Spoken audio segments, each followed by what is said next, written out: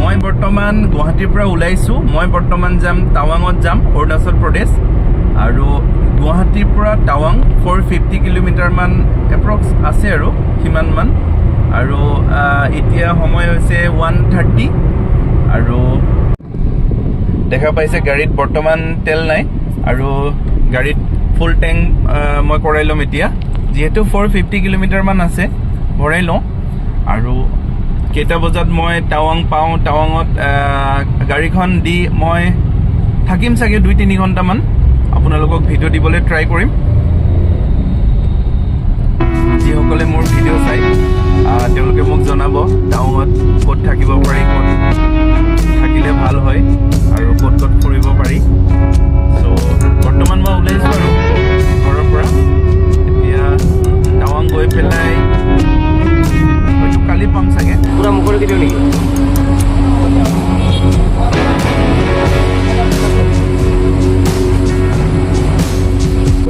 পইচা ঠিকে আছে? কিমান বেছি আছে নে কম আছে?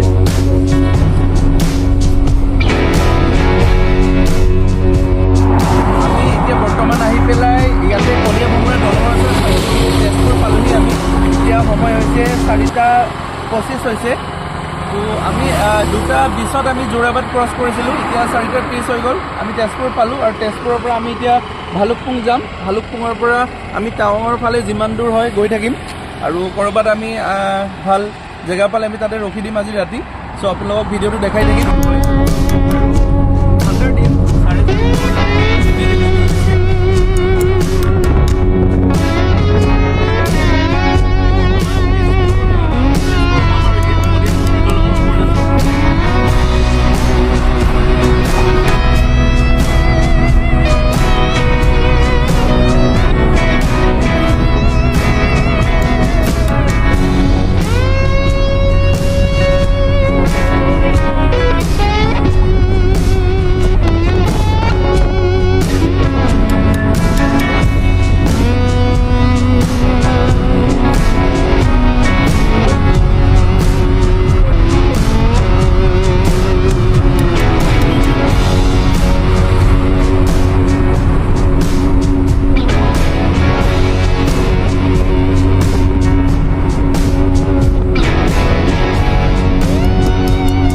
ভালুকপুং ক্ৰছ কৰি পেলাই আমি বৰ্তমান অৰুণাচলত সোমালোঁ, আৰু ৰাস্তাটো পূৰা আন্ধাৰ আছে।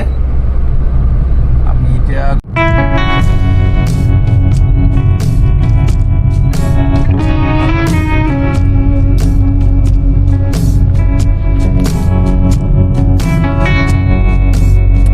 গাড়ী আহি আছে এখন দুখনকৈ, ত' একো ইমান অসুবিধা নাই। যেতিয়াই গাড়ী চাড়ী ৰাস্তাত নাইকিয়া যেন ফিল কৰিম আৰু তেতিয়া আমি ক'ৰবাত ৰখি দিম।